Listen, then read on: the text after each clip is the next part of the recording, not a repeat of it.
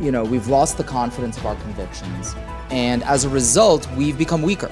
The United States has become weaker. I would argue that Europe and other countries in the free world have become weaker. I said, no, you have to defend democratic values, not to close the party, because if your party will be closed, radicalism will be more popular. I won't go back to Turkey because I'm afraid. That was just my small example that I just want to share with you. As an American citizen, a journalist, I don't feel, just from writing a few articles about somebody. In the midst of all this trouble surrounding news media, how they are being badly run by people, and you know, they can't find funding, especially in the United States. It's very, very difficult to do so. Publishing in the Turkish media on the front pages and accusing me of even orchestrating the so-called coup attempt. To do their jobs, it should not be a crime to be a journalist. No one should be a target, whether that's via politically motivated attack or assassination. So it's not one country, it's very specific, but on the end, sadly, it's very global. And what you discussed is here by no means trivial. We are all powerfully, strongly convinced with that. So dear distinguished guests and all journalists here, I would like to welcome you as the co-organizer of this today's event. We are collaboratively hosting you as Advocates of Silence Turkey and Journalists and Writers Foundation on the occasion of World Press Freedom Day. And as the second session of today, we are gonna again be hearing from journalists in exile and all other experts from different contexts and different professional backgrounds. But before beginning, I would like to welcome you with a reference to Martin Niemöller. I'm sure that you heard all about his famous words. I would like to refer his words to picture the situation in Turkey in terms of press freedom, but a little bit a different version. I'm gonna update my own version, and I wanna say that they came for journalists. We don't know the rest of the story because there was no one to tell us. So what remains when a country lacks press freedom? What? Manipulation, provocation, polarization, and hatred spread through the only remaining media. I mean, let's say pro-government or government puppet masters. And there is more. We see what they want us to see. We hear what they want us to hear. We enjoy what they want us to enjoy, and we fear what they want us to fear. How? There should be a strategy for these tactics. So dismissals, mass detentions, even torture that are shown to warn us, to warn the people that speaking up will lead to those consequences, and everyone around us becomes a suspect, that we have to protect ourselves. We have to be on guard all the time, ready for conflict. Then there are so-called journalists in the pro-government media outlets, the media figures that, more zealous than the Pope. They spin tales that we live in the most developed country, that all the other nations envy us. And when it comes to affording medication, food, education, we look around to look for people to blame. Why does that happen? Because it's the only free press that often takes the greatest risks to uncover and reveal the truth. And since there are almost no free journalists right now in Turkey, genuine journalists, we just hear, as I mentioned, what the government wants us to hear. So we need all the jailed journalists to be released as soon as possible. That's why we are here today, to speak up on this occasion. Because we need to hear the truth from real journalists, not from government puppet masters or YouTube pandits, mafia, and media manipulators. And I want to welcome all the speakers today.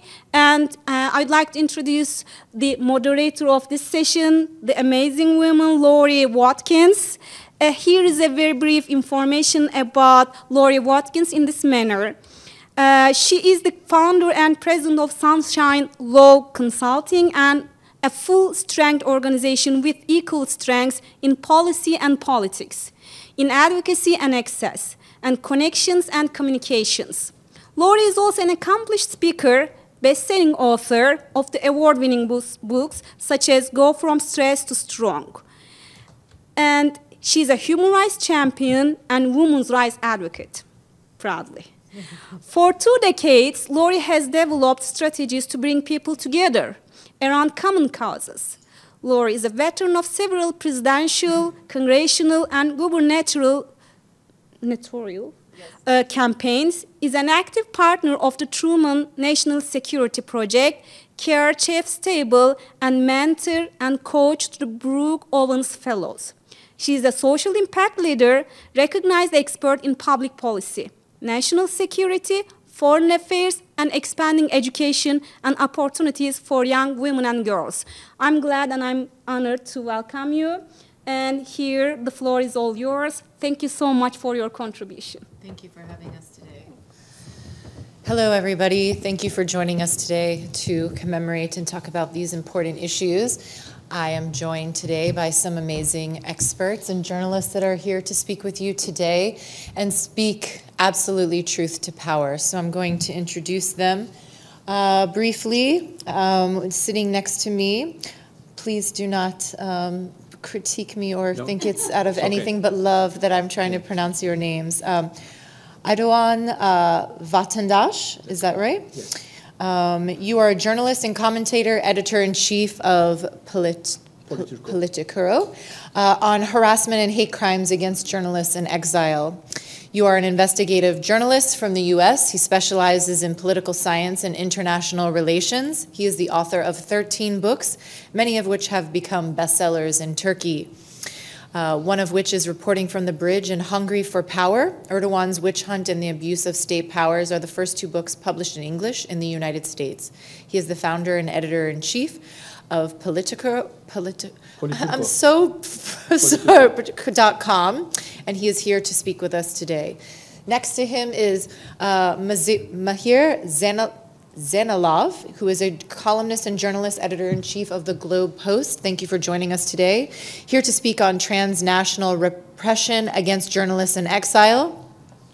You have a diverse range of work and experience in media and digital marketing. Mahir started his career as a correspondent at the LA Times in September of 2004 and held this role until December of 2006. In September of 2008, they joined today's Zaman as a news editor and continued in this position until February of 2016. In July of 2016, they became the CEO of the Globe Post. In December of 2017, they transitioned to the role of executive manager at the Defense Post. In April 2018, they founded their own company, MZ Digital Marketing, and throughout their career, he has gained significant experience in media and journalism, as well as leadership and management roles in the digital marketing industry. Education includes attending Harvard University. However, the specific start and end year as well. Oh, sorry, that is not for you to read. Okay, moving on. We are also joined by Ekrem Dumanli, who is a former editor-in-chief of Zaman newspaper, also in Turkey. You are a journalist and commentator. Thank you for joining us today. Speaking specifically about the suppression of media, journalists, and free press freedom that is so necessary in Turkey.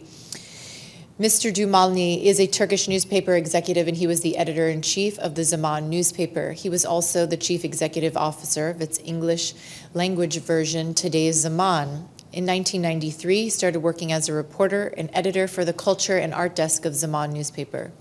In 1997, he came to the United States to further his studies in media, completing his master's degree at Boston Emerson College. Returning to Turkey in 2001, he was appointed editor-in-chief of Zaman newspaper. This is important to note. On 14 December of 2014, Turkish police arrested more than 24 senior journalists and media executives on charges of forming and leading and being a member of an armed terrorist organization. Among those detained was this gentleman that you see here today who is joining us, who was serving as editor-in-chief at Zaman newspaper.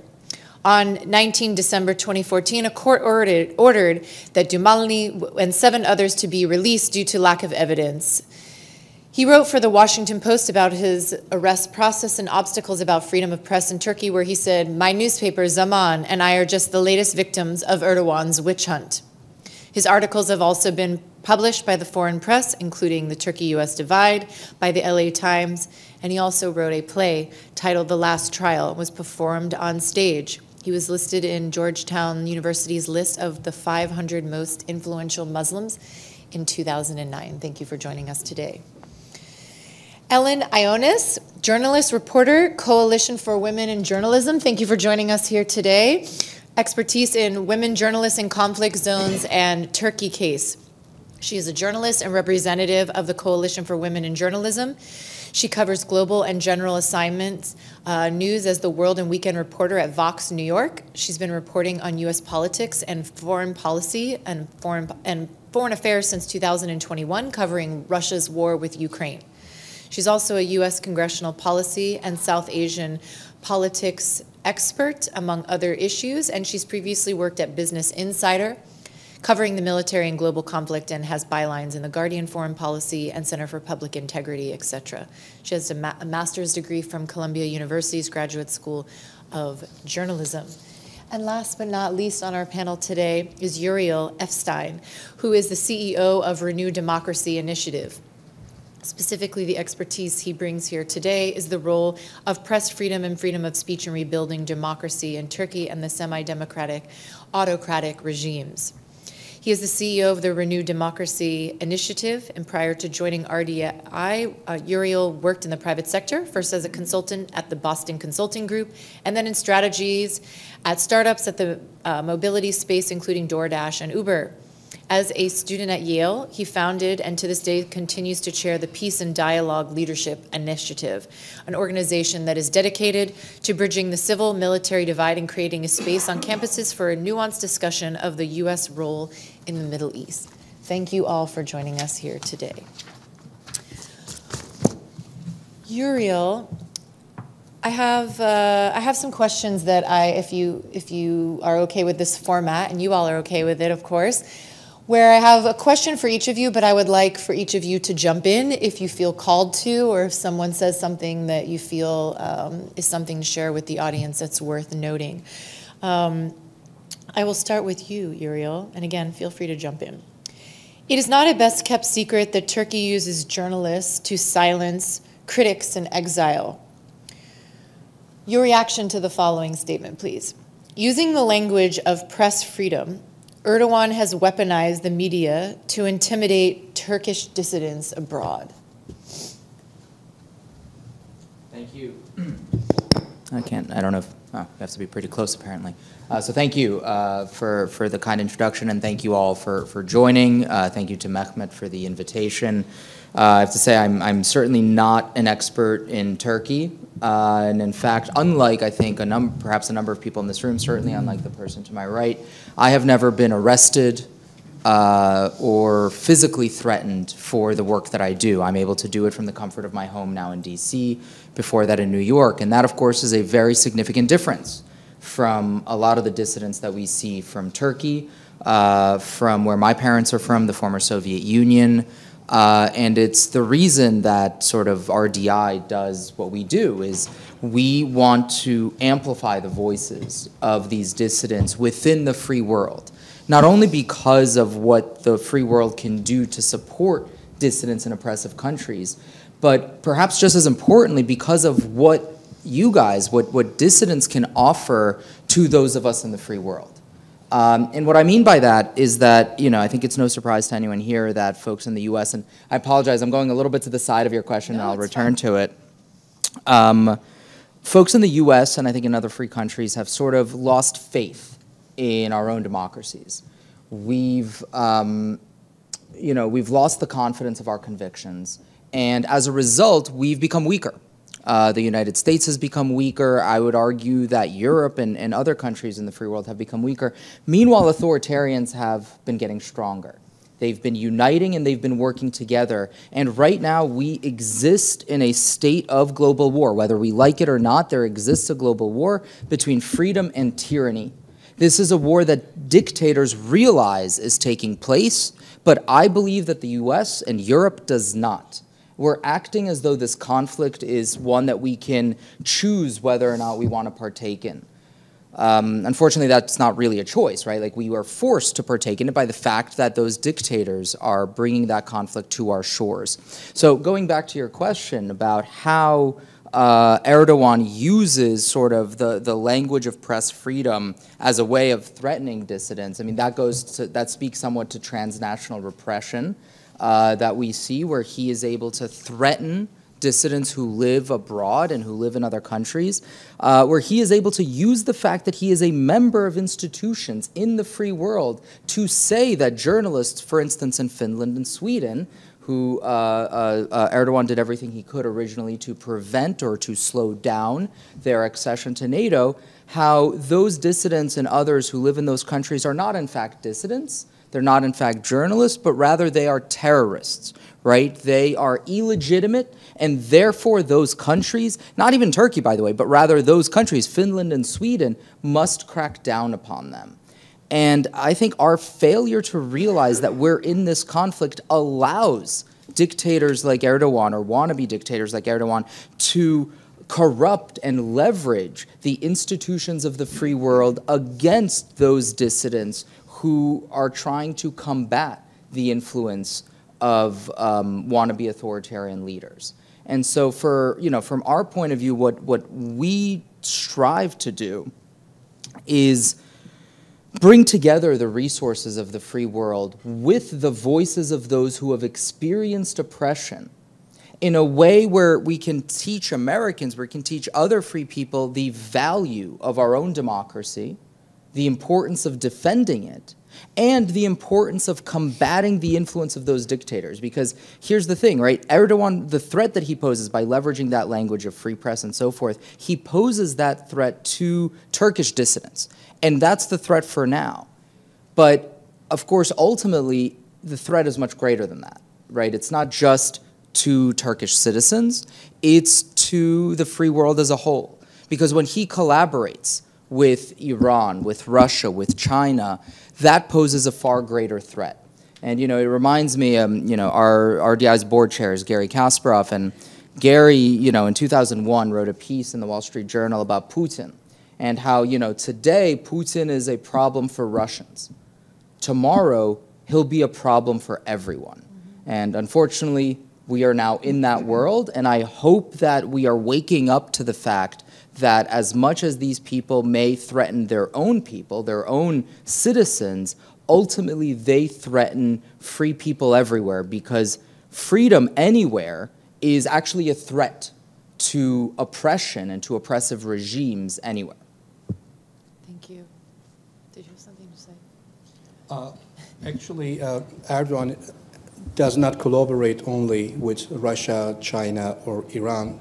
Erdogan also is being supported by the United States and European Union because of the first refugee crisis, and we can also remember that Erdogan opened the door for Sweden and Finland for NATO membership. And as one of my, as Mr. Ergun Babahan just mentioned in his speech, that Erdogan is one of the main oil provider for Israel through Azerbaijan. Mm-hmm. So these are the things that we just sometimes ignores to see, but the reality is that the Western countries, along with the United States, is actually helping Erdogan as well. So I respect that State Department is always declaring their annual human rights reports, and we see all the problems that the Turkish government has with human rights violation in that report. But when it comes to reality and the interest of the countries, so we see a different picture. So Erdogan is actually very successful to give something to all these game players in the world, global powers in the world. So yeah, this is also I wanted to add. Thank you for adding that. And would you mind also for each person to briefly, and you did a great job of doing so, thank you, in your response of what your organization does or what you are working on right now specifically?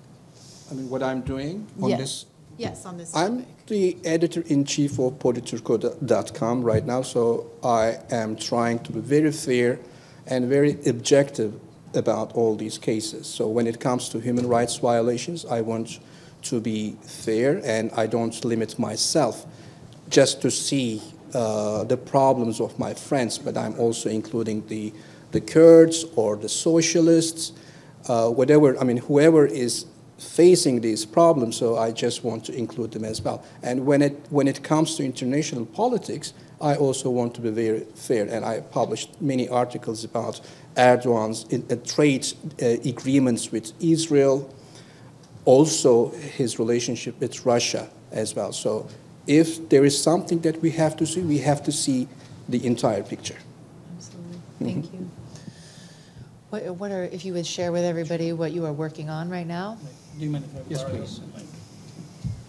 Thank you, Mahir. Hi, everyone. Thanks for joining us, and thanks, Laurie. And I had to do something. And we had a few friends who were stationed, exile journalists from Turkey, stationed in Europe, especially in Germany and Scandinavian countries. And it's a lot easier to get funding, sponsorships from in Europe. And we have helped a lot of people to get those sponsorships, you know, through our connections, but it was incredibly difficult to do this in the United States. Turkey is basically a special press freedom or anything related to democracy doesn't exist in the media anywhere in the United States. Unlike in Europe, people don't know what's going on there. And I mean, I'm not saying this in terms of blaming it, but kind of highlighting the reality of it. And there are a few foundations who support press freedom work, but then you have to do some public work for the United States, and that was a time when Trump was on the rise, and a lot of foundations opened their wallets to give more investments to media organizations, but none of them went to organizations in Turkey. I don't know any organization or any kind of group that's been organized by Turkish journalists. So what I have tried to do, I joined forces with a few friends to do single subject targeted niche media outlets, and we have been very, very successful. We have over 30 million visitors from everywhere in the United States and also from the globe, and Turkey is part of it across all brands. And I think that was the way to do, because in the midst of all this trouble surrounding news media, how they are being badly run by people, and they can't find funding, especially in the United States, it's very, very difficult to do so. I think we have been very successful, and we're on the mission to even get bigger and bigger. And I think that's a way to establish a foundation to build a great media organization that will eventually help push forward democracy and civil liberties in Turkey. Yep. Yes, so I'm here representing the Coalition for Women in Journalism, which is an advocacy organization. We help women reporters and LGBTQI reporters all over the world documenting press freedom violations and advocating for those violations to be reversed, especially when we're talking about imprisonment, arrests, and the like. And we also provide safety and mental health resources or the coalition provides safety and mental health resources for reporters all over the world. And so one of the important things I think that the coalition does, and other organizations like the Committee to Protect Journalists, Reporters Without Borders, RSF, is we document all of these cases and describe what violations of press freedom look like, why they're happening, and why they're happening to certain groups. For example, some of the coalition's work in Turkey does in fact focus on Kurdish reporters and how they're singled out and attacked politically and have politically motivated charges levied against them, which is part of a nationalist project that isn't limited just to Erdogan, but is, you know, it's a long-term issue within Turkey. So, you know, I think one of the most important things that these organizations do is to document, and that's also my job as a journalist, right? Is to document and to speak truth to power. That's one of our main goals, or it should be. So that's what I personally do, and you know, supporting our colleagues and demanding that they be allowed to do their jobs. It should not be a crime to be a journalist. No one should be a target. Whether that's via politically motivated attack or assassination, no one should be injured or should be afraid to do their job, and our job is really important to the health of a democracy. So I'm really honored to be here. Thank you for that. As far as I understand, I prepare something, and I'm going to forget this. And okay. I believe I am the only one who used to be very close to Erdogan.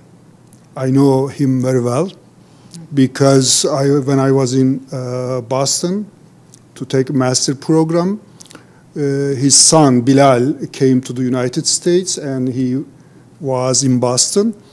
We met sometimes, but he talked about his father and his father's dream for democracy, human rights, something like that. I had never met Mr. Erdogan at that time. And when I was in Korea, 2003, Bilal came with his father to me, and he talked to me, and he said, "This is my father. This is my, Ekrem Dumanli. He is a writer and journalist. He used to live in Boston. We had some conversation about future of Turkey, something like that, and it started. But honestly, I obviously say there is a border between Erdogan and as a journalist, me. I had kept saying, you are the politicians, I am the journalist. It must be some borders here. And I believe I really kept it, the borders. But obviously I can say, he's not a brave man. Don't worry about it. Because I have never, we were the first editor-in-chiefs with the traveling from Turkey to San Francisco, right? In 2002, 2003, something like that. Yeah, maybe 4. He was, trying to say Turkey will be a more democratic country. I changed my T-shirt. I am not Islamist. I am not radicals. I believe in democracy. I believe in pluralism, something like that. But, I just want to tell you, we were in Senegal with the president of Turkey, Mr. Gül, Abdullah Gül, at the time. Mr. Gül, and we were 3 journalists and columnists and writers, Hassan Cemal, Erdal Şafak, and me. Mr. Gül talked about some, democratic reforms to Muslim countries' leader. And then he came back when we were at the hotel, and we heard the latest news which was about closing Erdogan's party. We were shocked because a few minutes ago, Mr. Gül talked about democracy, being a member of EU, something like that. And then we came back to Turkey and I visited him. He was so desperate. He lost his hope. He was so, confused. And I said, don't worry about it. We need to fight not to close the party. He said to me, look, they're going to close our party. Judge will decide to close the party. I think I supported him in terms of closing party in the democratic system. The government has, I believe, doesn't have authority to close the party, even Kurdish party, even Islamic party, if they are in the process. And I said, no, you have to defend democratic values, not to close the party, because if your party will be closed, radicalism will be more popular. That's my concern.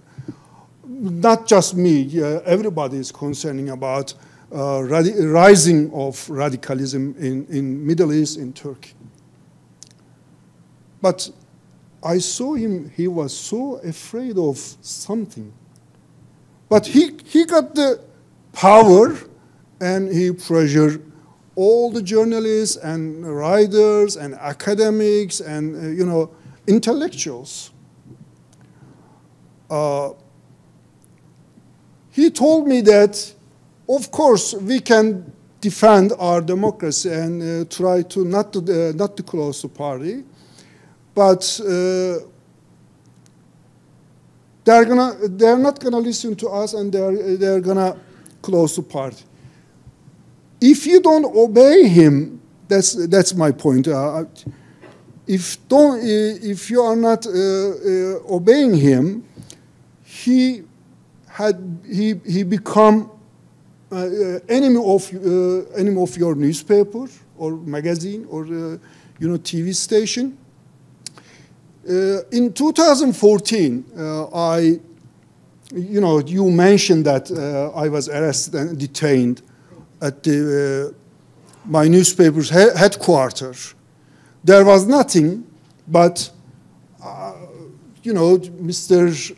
The picture Hidayet Karaca, who was editor of STV channel, and me and other journalists, there was a rumor at that time. We heard that Mr. Karaca and I had been detained by the police officers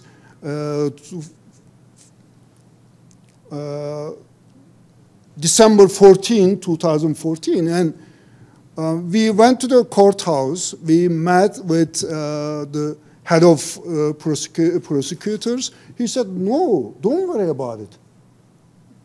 There's no files, there's no accusation, and I have been doing journalism more than 30 years. I have never faced any accusation of something or criminal activities or something, but suddenly we became a target. But I believe he thought that we were afraid of him, and we didn't stand some values. When we were waiting, just the point I would like to make it here, when we were waiting for officers to be, arrested and detained, or whatever you say, and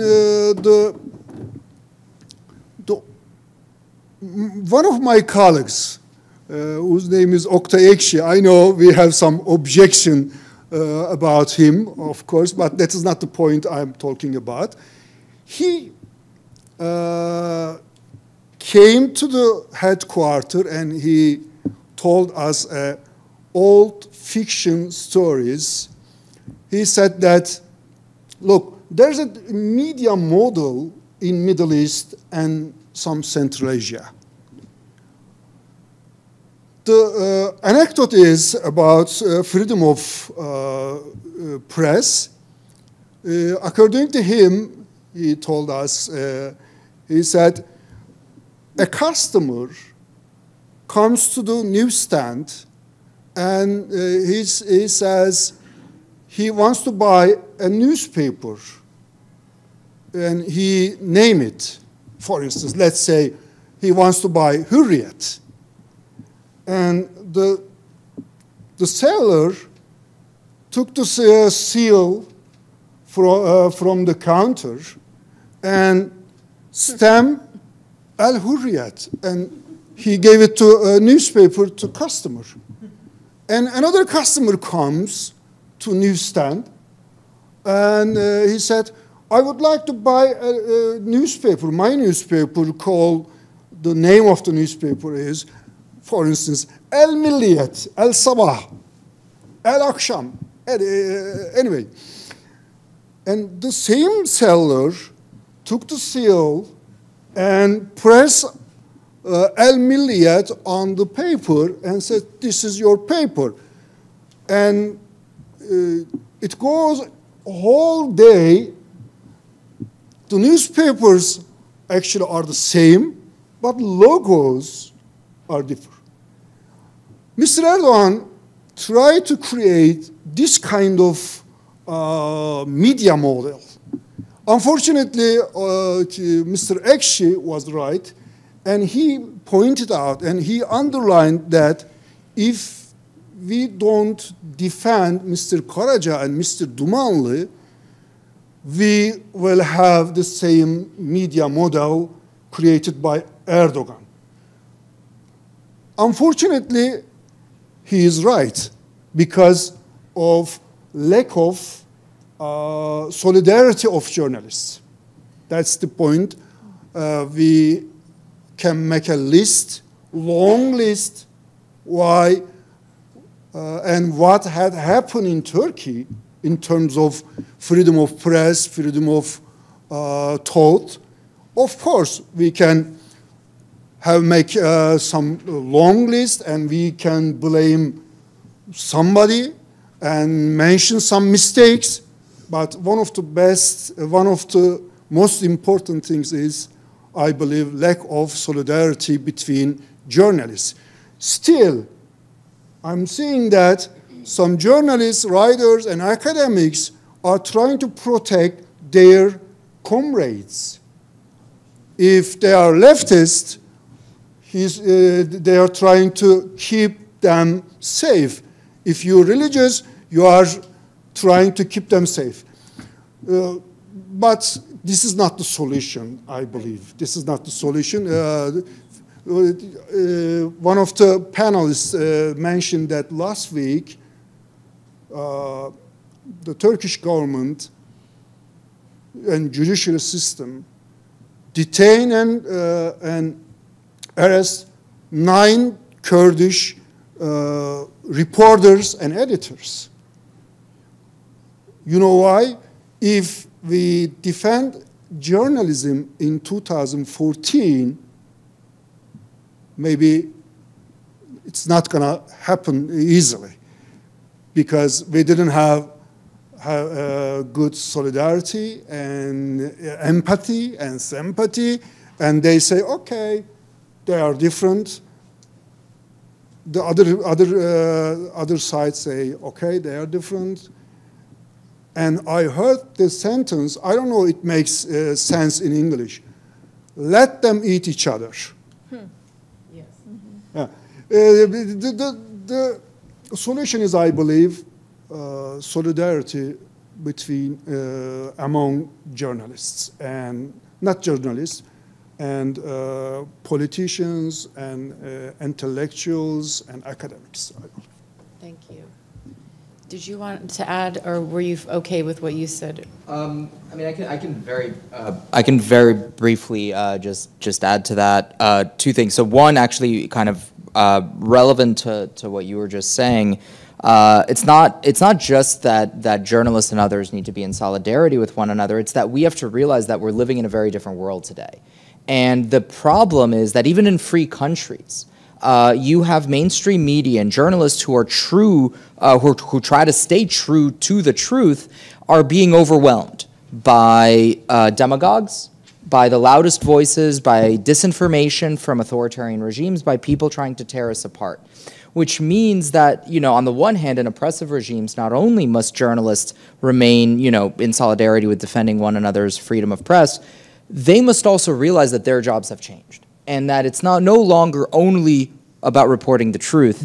It's about proactively making a case for a form of liberal democracy, a form of open society. And, you know, I know that that's probably a controversial thing to say, actually, in a room full of journalists.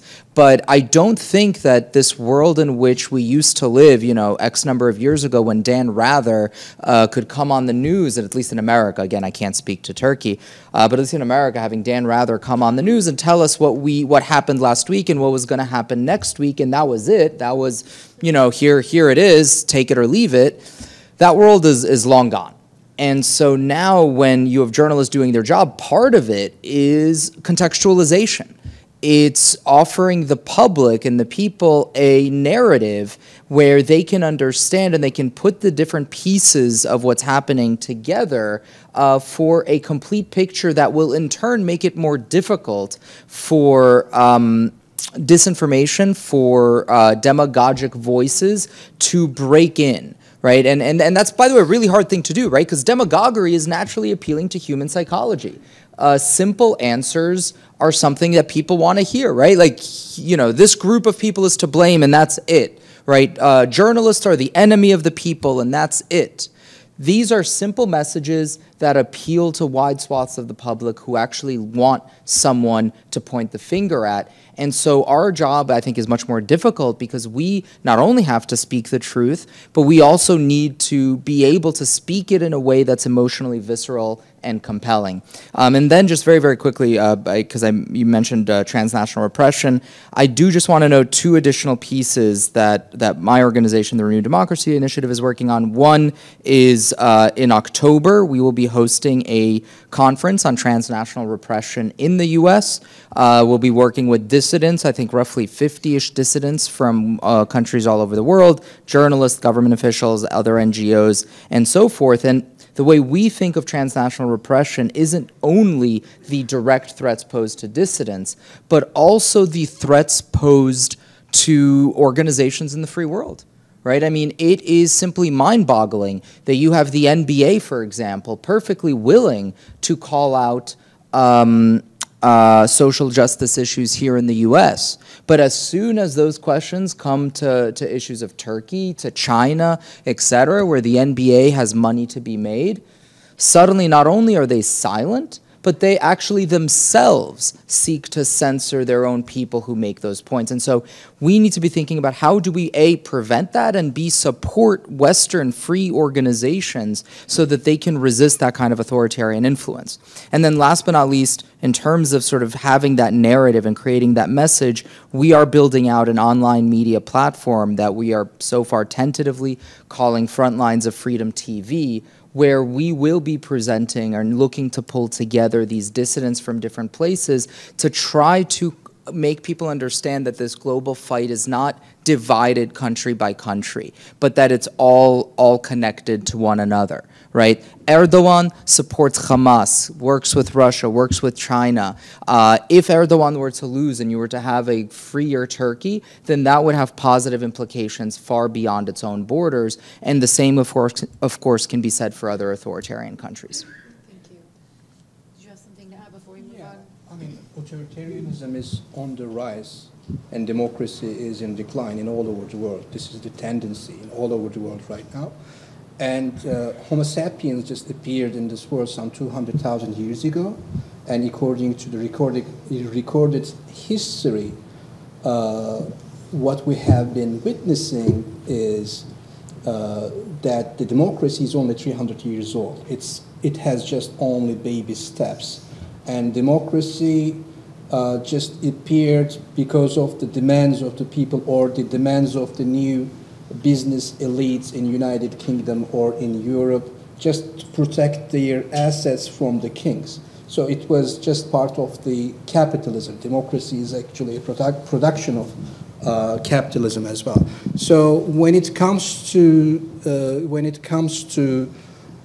United States, we also see some problems. So my friend just wanted to mention some free countries. We see some problems as well. African Americans in this country gained their voting rights in 1965. In 1917, a socialist politician was convicted just distributing some flyers in this country. During the Nixon administration, New York Times was shut down for a while, and it went to the Supreme Court, and the Supreme Court just changed their perspective about the freedom of press during the Nixon administration. But today what we are seeing, so United States is recognized as the engine or promoter of democracy in all over the world. But when it comes to realities right now, we see that a philosophy professor, for example, just was arrested 2 days ago in a university campus, just she was passing by. She was handcuffed. So this is not a progress in American political culture. If United States is doing this, Erdogan wouldn't care about anything about human rights or press freedom, nothing. How can you tell anything to China when you are oppressing your own dissidents or when you're oppressing your own activists in this country? Hundreds of people were arrested in this country just in a day, and they are university students. So when it comes to some certain issues, some difficult issues, United States has a red line, and the system doesn't want anyone to cross that red line. So this is double standards. So United States, if United States want to promote democracy, human rights in all over the world, so they first need to respect their own citizens' rights in this country as well. Can I push back on that? Very quickly. Yeah, sorry. So one, just a factual point. African Americans were actually granted the right to vote in 1870. Southern states. In southern states, let me correct it. In southern states, they gained their rights in 1965. I'm sorry, that's still not true. The 15th Amendment to the Constitution is what granted African Americans the right to vote, was the reason and that was ratified in 1870. They were restricting voting in southern states. Now, that's what I wanted to say. Restrictions, that's true. It was imperfect. There were poll taxes. So what was the main reason? What was the main reason of the civil rights movements? What did they fight for? Absolutely. That's what I wanted to say. That we completely agree with. But I do think it's really important to note that there is a significant distinction between the imperfections within an American democratic system and the overt, significant repression that exists in countries like Turkey, China, and Russia. It is not a it's not even a difference in degree. I mean, it's a difference in kind. And in fact, what, kind of to your point, what Xi Jinping, what Putin, what Erdogan do is they point to the imperfections of Western democracies, because no country is perfect. There will always be imperfections. But they point to those imperfections and say, look, they are no better than us. But the fact is that while those imperfections exist, the story of the American democratic experiment is ultimately a story of progress, and the significant differences between the rights that the American people, that American journalists and others and activists enjoy versus the rights that, rather the rights that activists in Turkey and other places don't have is huge. It's night and day. So for all of our imperfections, it is still a very, very, very far cry from countries that are overtly authoritarian. Thank you. And I will just say, oftentimes I also wear a hat as a political commentator on Middle East television networks. And I cannot tell you how many times that was the pushback to me as, well, look at your own country.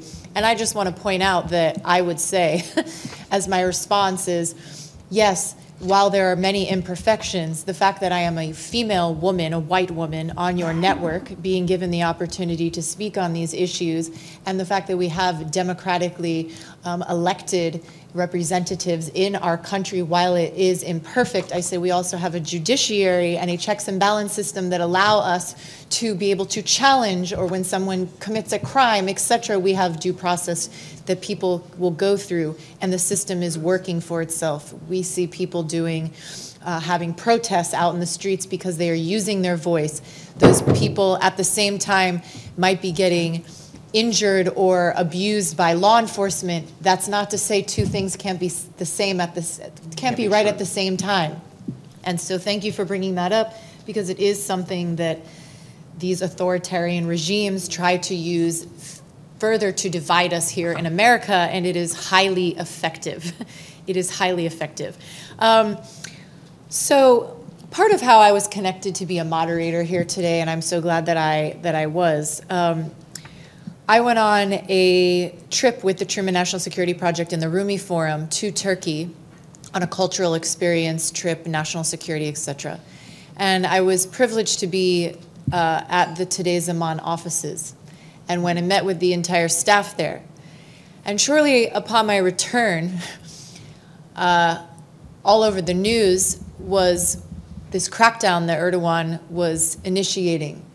And literally a place that I had been in and met with these individuals, it was like I was being gaslit here in the United States by saying, oh, no, they don't exist, right? They were doing crimes and they shouldn't have been there in the first place, and now they're all in jail, as if what we had seen and heard and the people we met with were fiction, which they weren't. So I wrote this op-ed, and I didn't really think anything of it. And it was translated into Turkish in a number of newspapers. And on the last, well, it will not be my last visit to Turkey, but the last time I was there, I was being followed. Mm-hmm. I was on a train. I was coming back to the airport to meet. What was the year? I believe that was 2015.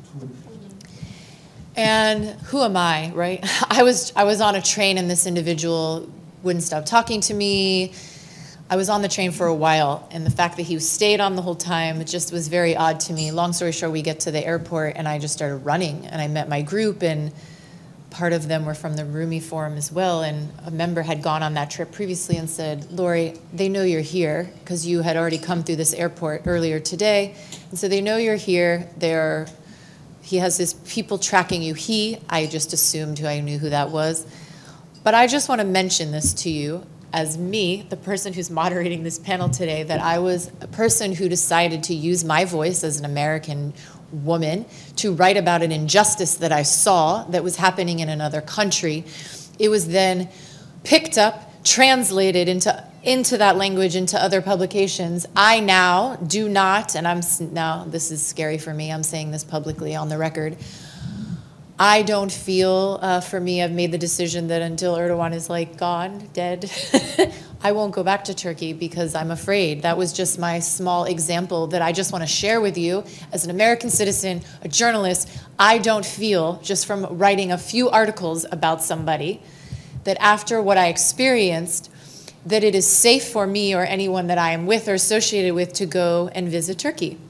So that brings me into one of my questions, which is, the number of journalists jailed in Turkey has more than doubled in the past year, and as the government is increasing pressure on free expression, this is only getting worse. The CPJ globally found that 363 journalists are imprisoned for their work. In Turkey, other media outlets have been blocked. Turkey's radio stations and TV Supreme Council, Artuk, has revoked licenses, and the country's press advertising agency has withdrawn ad revenue from critical media. I'll pose this to anyone out there who wants to answer this. What are ways that the press, journalists, young people what are ways that they've been able to circumvent these barriers of free press I'm specifically talking about Turkey right now, but what are some ways, just besides traditional social media, that you are finding that when something is shut down or it's turned off or a platform is turned off, how are people able to circumvent to continue to get the truth out there? Who wants to take it? During the earthquake, for example, we have witnessed that the Erdogan government shut down internet in the earthquake region. So why did they do that is still an interesting question. I mean, what do they want to gain in shutting down the internet just after the earthquake? I mean, do they want to gain some political, gains in this? I'm not sure, but this is what they did, and this is also possible. I just want to say that authoritarian leaders never want to leave the office by elections. So Erdogan has full control of the military right now. He consolidated his power in the military, in the Turkish intelligence, in the police forces.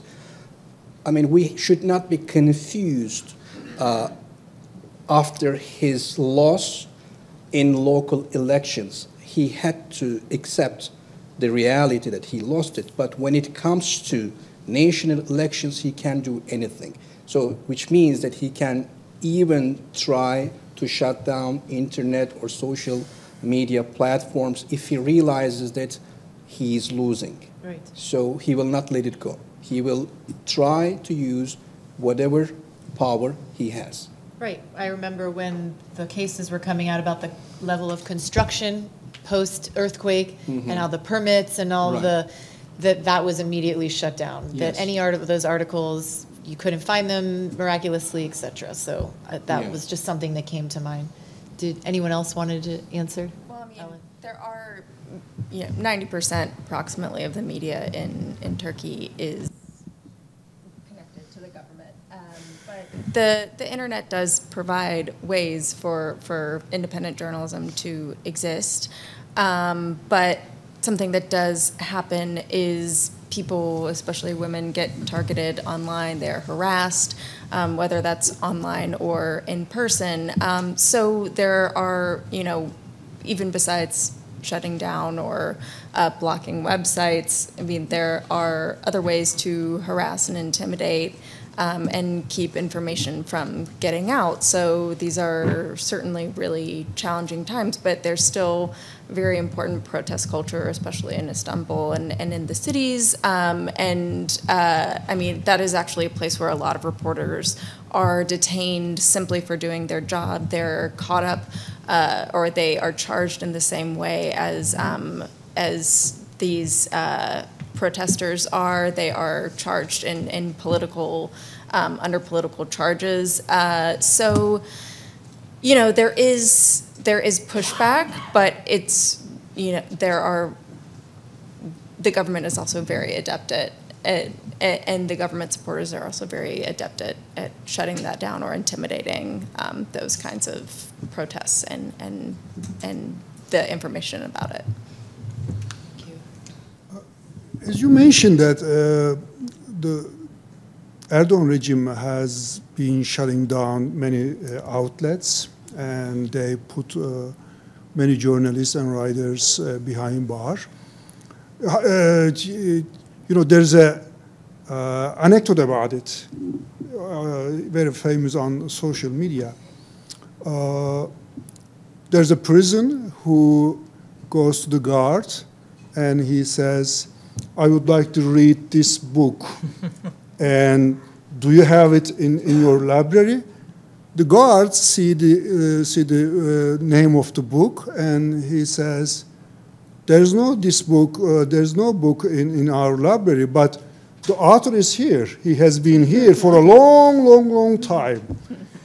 There's the same joke in Russian. The same exact joke, identical, yes, literally. I believe so, because Erdogan is a kind of Putinist.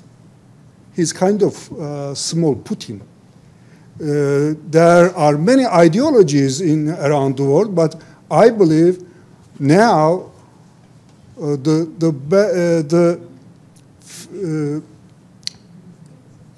Putinism is one of the famous ideology around the world.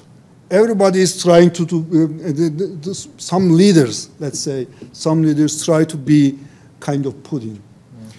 And of course, media outlets are shut down and journalists are in prison. But there is a other way. I can easily say that Turkish people believe there is no free media in Turkey. That's why they are trying to watch some journalists who are exiled, like Ergun Babahan, Adem Yavuz Aslan. They are here. Abdülhamit Bilici, who was one of the panelists. And you know, the exile journalists are coming together, and you know, it's so easy, very easier than in the past. You need a phone, smartphone, and you need to record yourself and put on social media, especially YouTube channel. People who are in Turkey are in danger, but they are watching some YouTube program on social media. And it's not so difficult to release your program. You can just record it and put it on social media. That's the way, that's the best way now. Many journalists are trying to do. So to touch on what you were just talking about, anyone can answer this as well, and then I'm going to move on to some questions we got from some audience members. Do you think that, you know, the fact that Erdogan's government has clamped down on media freedom at home, it's co-opted journalists into working at government-friendly news outlets, into becoming tools of this like cross-border repression, do you think this has allowed the state to reach outside of Turkey's borders? I think I know your answer, but if you could elaborate, to intimidate journalists and dissidents who have sought refuge in Western Europe or North America? Yes. Well, in 2015, I wrote a book about Erdogan's leadership style. And in 2006, January in 2016, I wrote another article about Erdogan and his family's involvement with smuggling ISIS oil in the region. And after that, Erdogan government demonized me, dehumanized me also, and they harassed me in different occasions, in different circumstances. They were secretly taking my photographs and publishing in the Turkish media on the front pages and accusing me of even orchestrating the so-called coup attempt. But the problem is that I also received a death threat through a text message from an Erdogan supporter in New Jersey. So the FBI was involved, and the law enforcement, the police forces were involved. So it was so interesting for me that the U.S. law enforcement couldn't find that perpetrator. We never heard anything who these perpetrators were, who were taking our, photographs. Besides Anatolian agency, because Anatolian news agency is owned by the Turkish government, so they were working as an extension of the Turkish government, but they were also secretly taking our pictures. It's not the journalism thing. But someone just texted me and said that we are going to shoot you in the head, we're going to kill you soon, and you will see that. So it just went to the police, to the FBI, and we didn't learn who the perpetrator was. So the article was, again, as I said, the title was, the Erdogan's involvement with the ISIS oil in the region. And the other thing is that Erdogan government has very long arms, even in this country, and the New York mayor is under investigation, FBI investigation, for his potential, affiliation with the Turkish government. We don't know yet what the result of this investigation is, but as an American citizen, as a New Jersey resident, I observed that the Turkish government has very broad, network in New Jersey. So it is so interesting for me, for example, so when I was when I just received that text message, so who was the director of the police force at that time in Passaic County, for example? I just realized that the Passaic police director just committed suicide. I'm so sad for him. But he committed suicide in a restaurant affiliated with the Turkish government. Okay? How could that happen? How could a police officer, police director choose a Turkish restaurant, you know, affiliated with the Turkish government to commit suicide in the restroom of the, you know, and 5 minutes before his suicide, he just was, you know, they took pictures, him and with the other, you know, the owner of the restaurant together. So when I remember that, you know, I don't want to name this restaurant, but one of my friends, a journalist, a senior journalist friend of mine, he's older than me, he remained 5 years in Turkish prison because our photograph was secretly taken in that restaurant in 2015, and they just used this photograph as an evidence, and they affiliated, because he was with me in that photographs, it was an evidence, and he stayed in Turkish prison for 6 years. Yes, this happened. We're going to switch over to the importance of roles, gender roles in media and journalism and how that plays. And as a segue into that, May 11th will be 2 years since the world lost Shireen Abu Akleh, a prominent Palestinian American journalist who worked for over 25 years for Al Jazeera before she was killed by an Israeli soldier in the West Bank. 2 years later, I just want to mention this, and no justice. And this is a segue into, Ellen, if you could start this off. Just, we're going to talk about Turkey more specifically, but the role, the importance of females in journalism, but also the danger that comes along with that. And if you could elaborate a little bit more also on the work that CFWIJ's work in Turkey specifically is doing on, with regards to the gender perspective.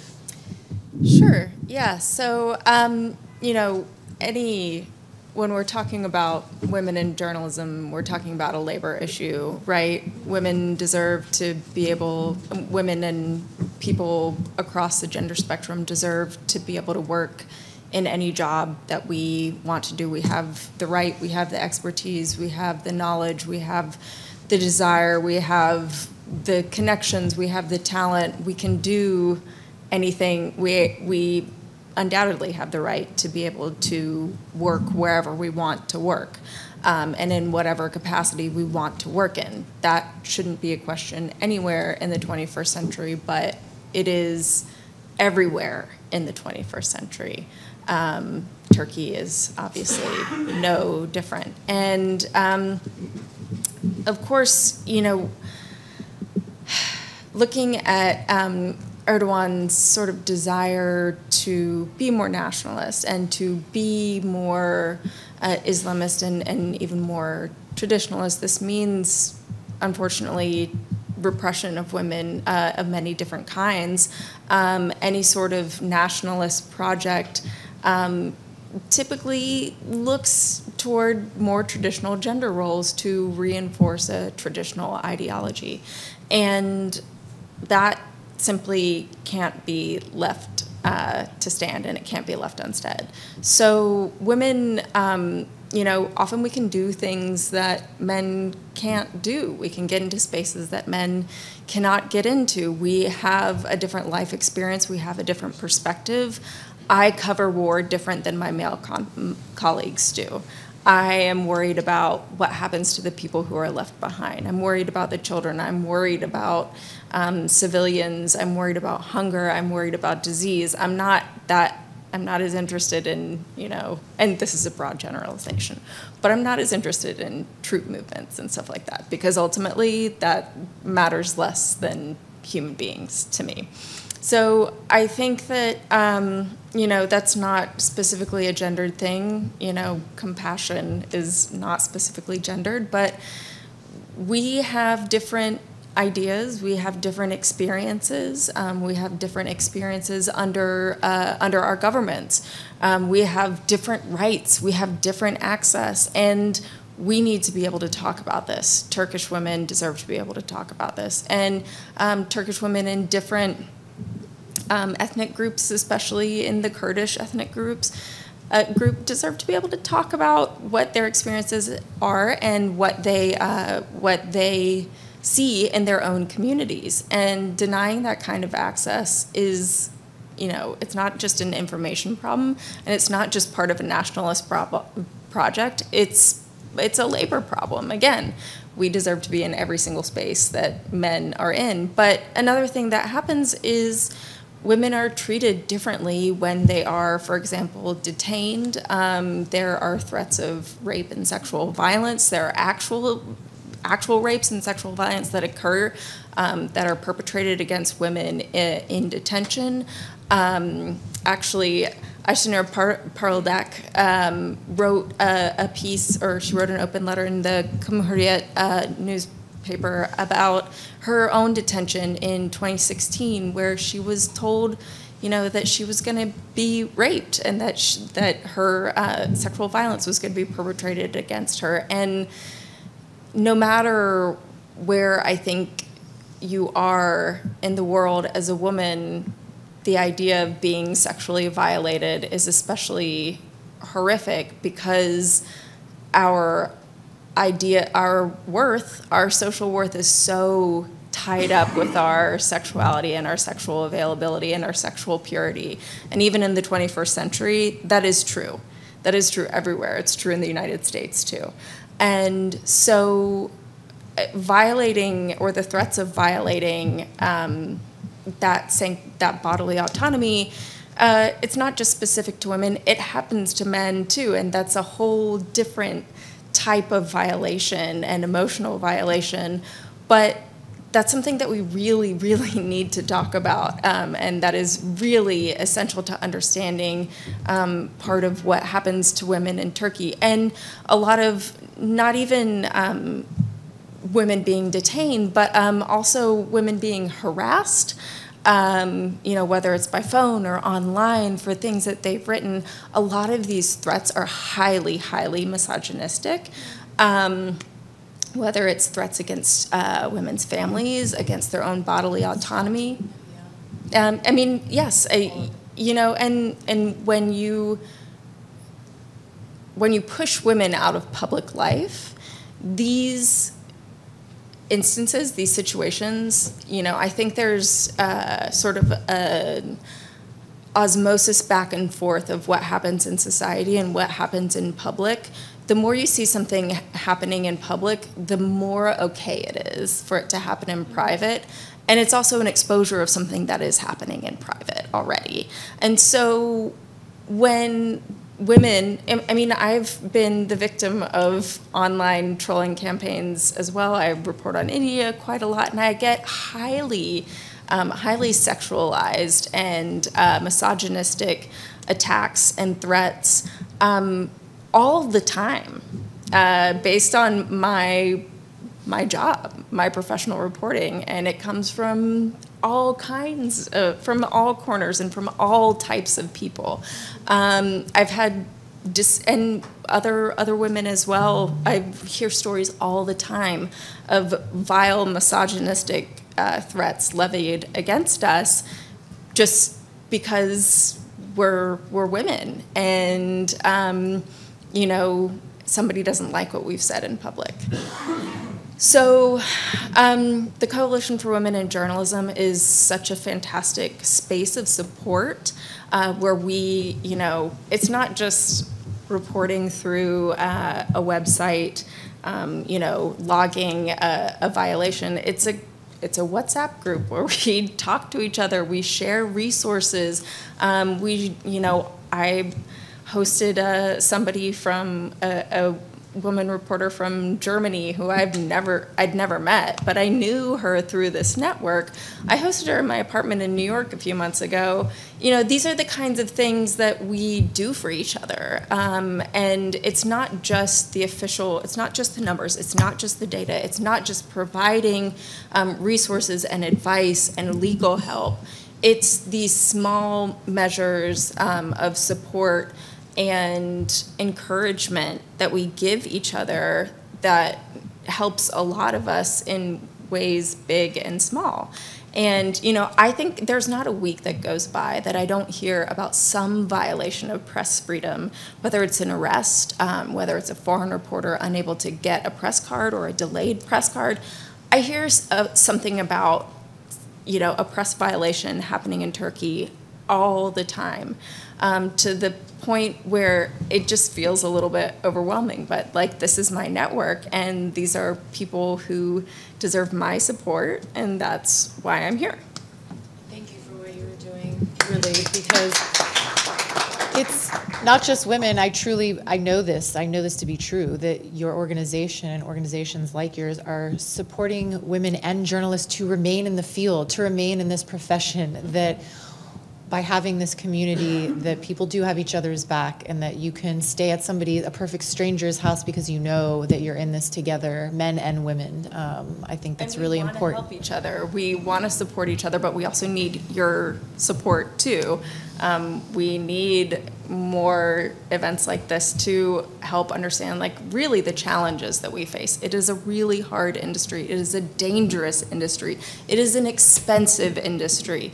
There are so many barriers to this industry, and it is so important for the health of democracy that we be able to do our jobs freely, that we be able to critique power, that we be able to question power, that we be able to hold power to account everywhere. In Turkey, that's deeply important because we've already seen what Erdogan has done to Turkey's democracy, to Turkey's free press, to Turkey's minorities. And how much further is it going to go? Anyone can answer this question, and we do have two more from the audience, but I have one that I want to bring up because it's perfectly timed. May is Mental Health Awareness Month. And I want to ask, this is open to anybody, mental health. You had spoken about in your opening, Ellen, about the work and resources that your organization provides, as well as far as people out in the field, the trauma, the invisible wounds of war, of conflict, of reporting the reality of what's going on. Just thoughts.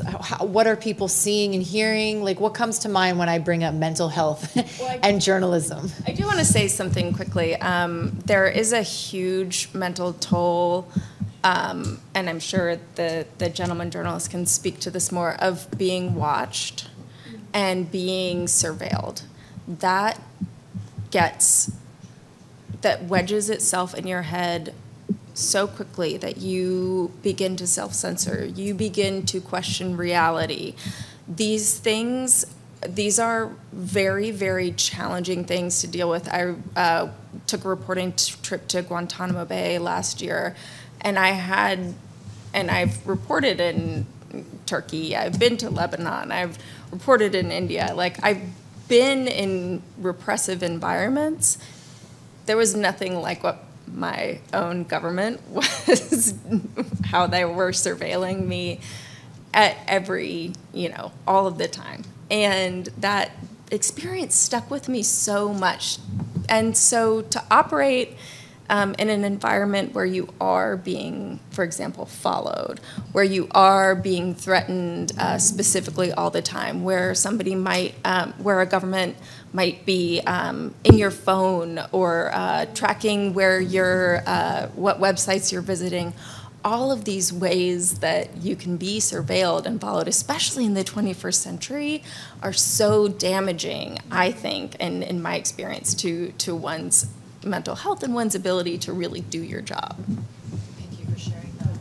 Yes, please, Mahir. Well, it's definitely depressing, and And as somebody who has been under such a repression for a long time, when I left home and kissed goodbye to my wife, I didn't know if I would be able to return back home. And every time I've received a lot of threats, somebody saying that, somebody should put a gun to this guy's head. It really takes a toll on my family, on my wife, and on myself as well. Our beloved President Erdogan is a workaholic. He works a lot. And he works so much that after running the country, he has so much time left that he messing with journalists. And 10 years ago, he filed a complaint against me, seeking up to 6 years in prison for what? For offending him. Literally, that's a law in Turkish Penal Code. There are two laws. That's I used an offensive language against he was prime minister back then for what he was doing. And 2 months later, it's still on YouTube. He stood in the parliament and bashed me, called me a liar. In fact, he said, that's how I make a living, by lying. And then he whipped up everybody, and then they started clapping and applauding and saying that Turkey is very proud of you. It's just so loud, the parliament. And at that time, I was fixing something in my basement, by the way. So it shows, what kind of different things we're doing at the same time. My phone is blowing up, messages, phone calls on my social media because, it's speaking live on TV. And I have no idea. I'm like in dirt. And then I see that my phone is just blowing up. And it just feels so overwhelming because the manipulation in media is so deep and high that, I was born in Soviet Union. Like I know in 1991, 92, 93, when we opened up to the world, we just started realizing how different world out there is because we have been told lies like 70 years, like what kind of country we are and what kind of country, the Westerners are. And back then, we had this Radio Free Liberty, Radio Free Europe, Voice of America, basically provided this alternative viewpoint. Today, it's impossible. And, we talk a little bit about this because the time has gone in which these dictators rolled out tanks and shut down newspapers and somehow made sure that, there's nobody speaking. It just doesn't matter even if there's free media in Turkey because it's just manipulated so much. There's echo chamber because of this polarization in the country. Trump doesn't manage or handle or rule any kind of media here, but you can see how he masterfully can manipulate different media outlets to parrot what he's saying. And Erdogan is a great communicator. He's master at that. He learned domestically, internationally, the red lines and everything. He knows how to do it. And our opposition and the media are so fractured and they hate each other so much that there's no way they can mount any kind of challenge against him. And that's a tragedy that we are facing right now. And all this singling out somebody, attacking, and then leaving them aside and singling out somebody else and attacking them. There are 3 things in Turkey that you cannot talk about. Military coup attempt, corruption investigation, and the Kurdish issue. These are 3 red lines. You do this, it's a sure path to prison. And of course, there's press freedom in Turkey, as long as you don't offend anybody. And in Turkey, that's very true, because there are so many journalists out there, opposition journalists too, doing freely their job, but they know how to wiggle and they know their boundaries. And that's our tragedy. And as long as this polarization exists, not only in Turkey, but also in the United States, there's no way these journalists will display any type of solidarity, because that's a reflection of it. And if people do not realize how these strong men manipulate the media, we're actually stuck at where we are. I just want to add to what Ellen said a little bit about the women in journalism. In the United States, sure, don't worry. In the United States and also in Turkey, in terms of employment, the women employment is actually a little bit like more than men employment. The bigger problem is that they're not represented on leadership, on the management. And that's the case in Turkey, that's the case in media organizations in the United States too. Rarely you would see women represented in the higher echelons of the media organizations in Turkey in the past 30 years. Maybe like, I remember like 2 or 3 editor-in-chief, the top leader on a news organization. It's very rare. And we have to address that. That's, I think, one of the bigger problems that we're facing. Thank you. We are at the final few moments of this panel discussion, and I just want to thank everyone that remained and stayed and listened in to this insightful discussion. And I am the kind of woman who likes to leave on a high note with positivity always, so I'm going to ask each of our panelists here if they would indulge us with leaving us on a high note. So something that you are hopeful about that you see in journalism right now. Well, I think free journalism is dependent on a shift in the narrative, global narrative. So we need a new narrative in the world, and for the last 200 years we couldn't reach to that level. What I'm trying to say is that the international politics and the interests of the countries should not be over humanity, but most of the time, the countries prioritize their own interest on human life. Unless we change that narrative, unless we find a common ground, maybe we should strengthen the United Nations, the consensus, the dialogue. If we can reach to that level, and one day we could understand that we are all humans, one species. Our genes are not different than the genes of others. We are all the same. When we realize that fact, when we reach to that level, maybe we can talk about free journalism or human rights, etc. Thank you.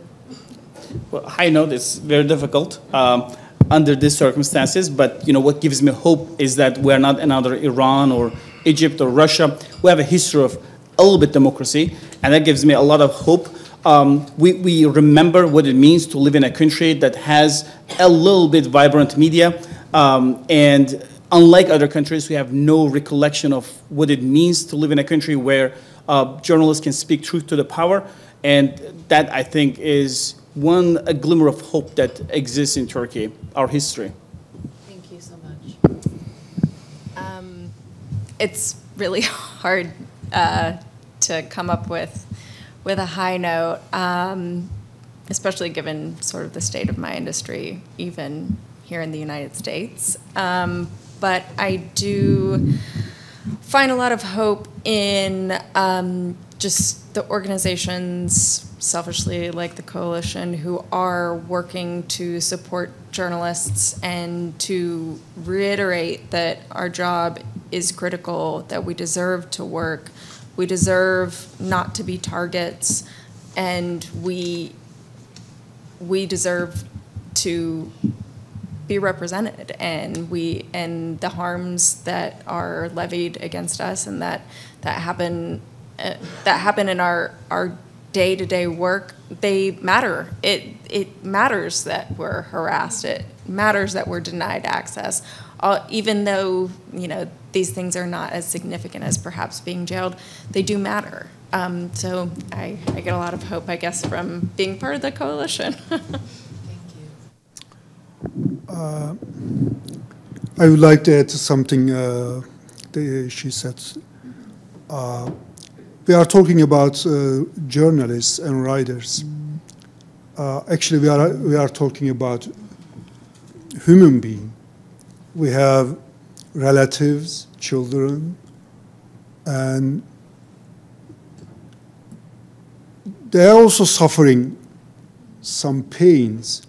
One of my nephews called me a few months ago, and he said, he's calling from Germany, he said he needs a letter from me. I tried to count it, 17 nephews and relatives were in jail.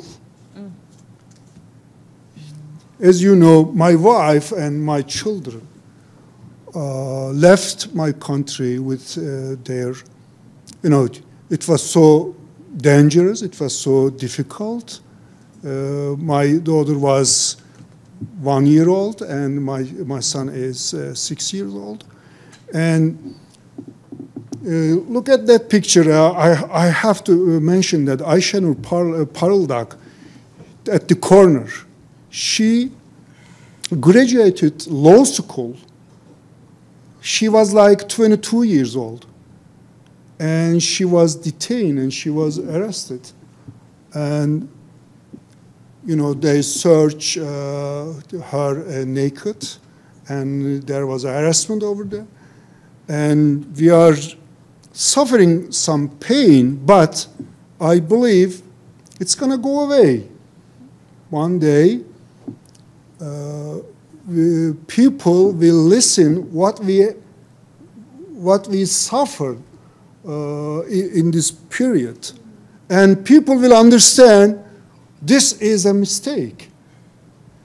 You know why I absolutely make this point? Because Turkey had made same mistake with Armenian people, Kurdish people, leftists, rightists, minorities, and after that they say, oh yeah, it's a mistake, we made it. We are sorry. But today, one day, Erdogan and his regime will go away and people will think about it, what they have done, and they regret what people suffered. Don't lose our hope, I believe. We are going to do our job, journalism. We are going to fight for freedom, freedom of speech, freedom of thought, for everyone. Thank you. Thank you very much. Thank you. I think two things give me hope. One is what happened in Poland, where you had a wannabe authoritarian government after 8 years in power be defeated in an election that was not fair, but was ultimately free. And now you have the current government working to try to repair the damage. And while that progress is not guaranteed, the Law and Justice Party could well come back. Nevertheless, it prevented the continuing backsliding of Poland, and I think it is an image, something to aspire to for countries that suffer some element of backsliding, that there is a way back, that if you have an authoritarian or wannabe authoritarian leader, it is not the end of the world, and that you can claw something back. And then the second piece is that I do think that slowly, inconsistently, but ultimately, I think surely, democracies in the free world are waking up to the fact that this global war exists. And so I would, politely disagree with the idea that we should empower the UN. I believe that the UN has unfortunately been corrupted by authoritarian regimes.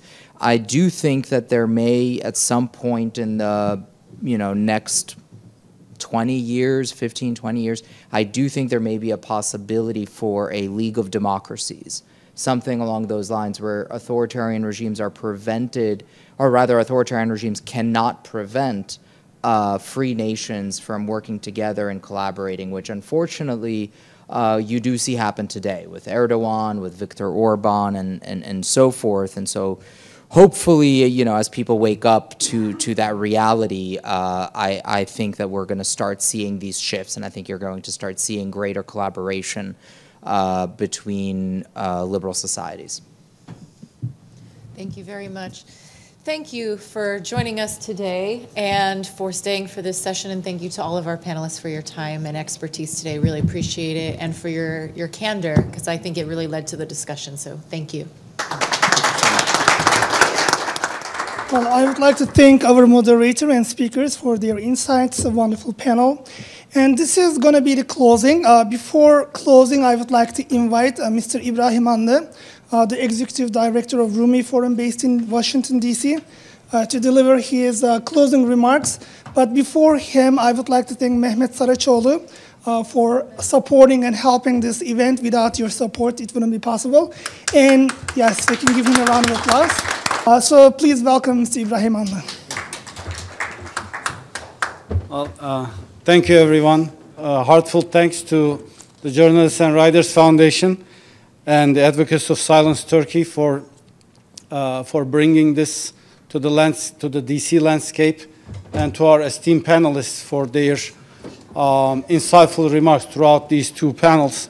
I am the interfaith guide here, hence my metaphor. So we will not wait for the sea to part, but we will walk and the sea will part. And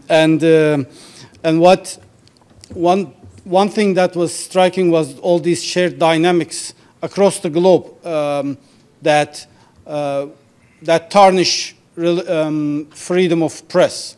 So it's not one country, it's very specific, but on the end, sadly, it's very global. And what you discussed is here by no means trivial. We are all powerfully, strongly convinced with that. And better people in leadership roles will take heed of this advice. I remind people that when Saddam came to power, it was already a single-party rule. He just brought his personality and his style of creative dictatorship into the role.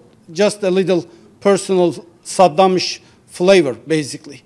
When you think what Erdogan did to a Turkey from 2002 and 2024, what he achieved, what he transformed, and think of what he can do in the future, that's anyone's guess. So people in leadership roles better take this very serious, which unfortunately is not happening. And on a final note, these were really very nuanced conversations and insights, and I hope they will consider and guide more collaborative and impactful action moving forward. So I invite everyone to study those points that were made today and strive to think what we can do more. Thank you so much.